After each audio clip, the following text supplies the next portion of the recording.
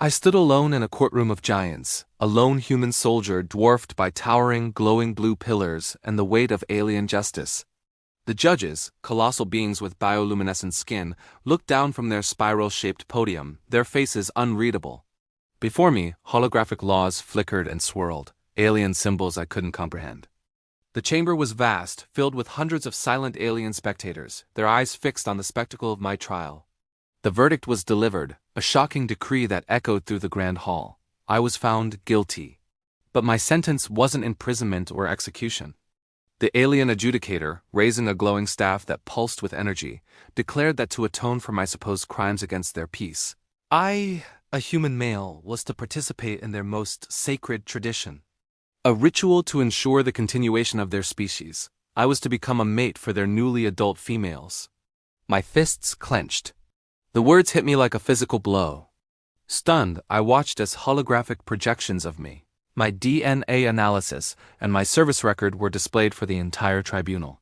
They had studied every aspect of my biology, my culture, my very being, and reduced me to a biological imperative. Alien scribes recorded the judgment with luminescent ink on floating tablets, sealing my fate. Confusion rippled through the gallery. I saw the young alien females, standing in a serene ceremonial garden just hours before, now looking bewildered as the announcement reached them. Their soft eyes glowed with a mix of curiosity and unease. They were as much a part of this decree as I was, their futures decided without their consent. Alien guards, clad in organic armor, tightened their formation around me. Their grip was firm as they guided me from the courtroom through a corridor lined with pulsating bioluminescent vines and toward a bright crystalline doorway. This was it. I was being led to a biological containment room, the first step in this forced ritual. The walls were covered in alien symbols, and I felt a chilling sense of finality. But as they pushed me forward, something inside me snapped. I wasn't a specimen. I wasn't a tool for their survival. I was a human, with my own will, my own morals. With a roar, I broke free from their grasp, the restraints shattering. Alarms blared, red lights flashing across the crystalline hallway. The guards, momentarily shocked by my defiance, recoiled. Their shock turned to outrage. Alien diplomats, who had previously been arguing over holographic star maps, now turned their attention to the chaos.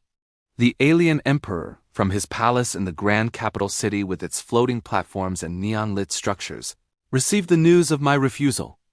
Elite guards were dispatched. An emergency meeting was called among the alien elders, who began to whisper about the unforeseen consequences of forcing a human into their ancient traditions.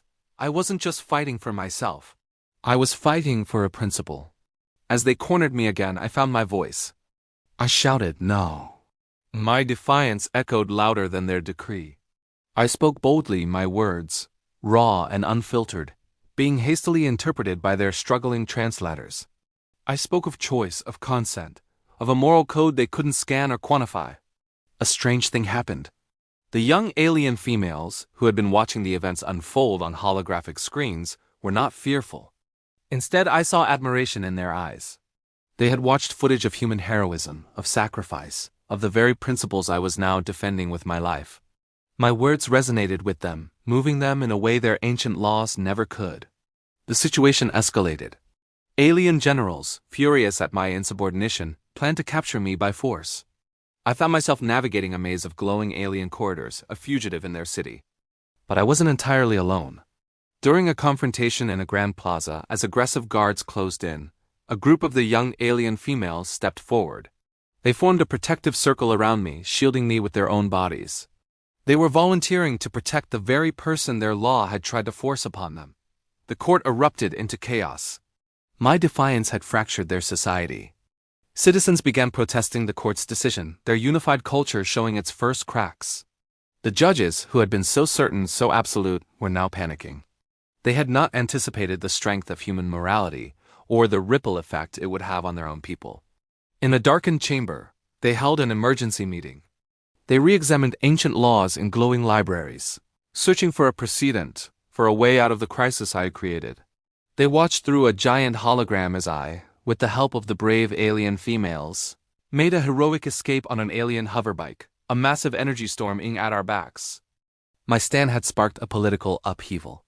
The council chamber was in ruins, not from my actions, but from their own internal conflict. I had offered them peace instead of compliance, and it had exposed the fragility of their rigid traditions. Facing the entire council again, not as a prisoner, but as an equal, I declared my principles one last time. It wasn't a plea, it was a statement. The alien judges, their authority shattered, finally bowed their heads. The alien soldiers, sent to capture me, lowered their weapons, a newfound understanding in their eyes. In a stunning reversal, the court withdrew the order. The young females cheered, Gijich voices filling the same hall that had condemned me. The alien judges, humbled, began the arduous task of rewriting their ancient laws on glowing stone tablets, this time incorporating the concepts of choice and mutual respect. A massive celebration erupted in the alien city. They weren't just celebrating me. They were celebrating their own liberation from a tradition that had bound them. The alien emperor, who had once ordered my capture, awarded me a medal of honor. I stood with the alien females, no longer objects of a decree, but as equals. We had forged a new path, together.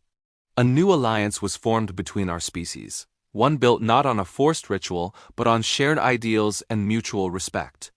Looking out from a balcony over the now united alien city, I saw not a galaxy of strangers, but a future of allies, a testament to the fact that true strength isn't about compliance but about a conscience. Thanks for watching.